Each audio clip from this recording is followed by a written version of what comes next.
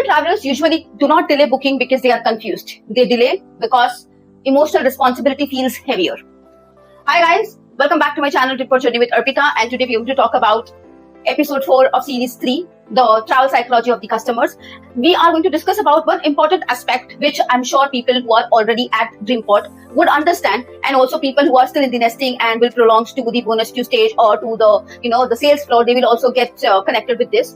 You will see many a times when there is a family traveling or when there is a large group traveling. It's not just the family, but even if it's a large group of friends who are traveling, they would always delay the booking. So it's not that they did not like your fare. It is not also that they are actually contemplating of whether they should be booking with you or they should be going ahead with somebody else. It's just that the emotional responsibility feels heavier. If you go back and see, ever since we've been discussing the psychology of sales and the emotional cues and everything. Now here what happens is when there is a group involved, automatically the brain transforms a message to the customer that it's not just you who you are trying to book, it's the collective responsibility. So if something goes wrong, the entire group or the entire group of people are going to blame you. So you need to take a calculated decision.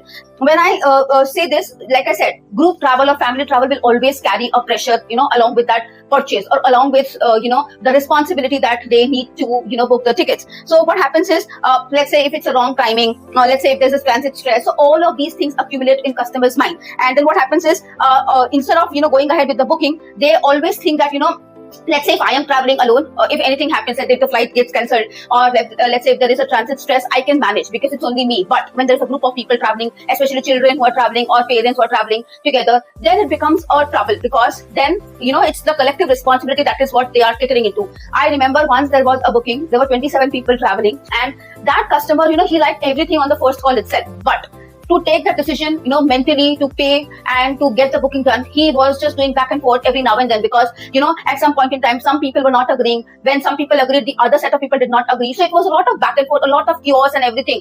But during that time, the customer itself, he himself was so, traumatic, because he was going back and forth. And then eventually there came a time that he said that, Arpita, I think I should let go of this because I'm not able to handle this mental pressure. And the way I treated, the way I actually took care of this particular thing with the customer, I told him, I understand that right now it can be traumatic, and right now, of course, you're going through a lot of stress as well, because, so I understood his pain. I was empathetic with the customer, and then I told him, but think of the larger picture. If everything goes as per your plan, as per what we are deciding, everybody in the group will be then, praising you, your decisions and everything. So that is how it is. So it's not that, they are basically avoiding you or anything. It's just that once they feel emotionally secure, they feel that, this trip will be smooth and of course manageable for everyone. And that's exactly, they move ahead with the booking. So that's your cue, that when you feel certain customers are, actually going down with emotional pressure, lift them up, take the pressure off the customer's shoulders.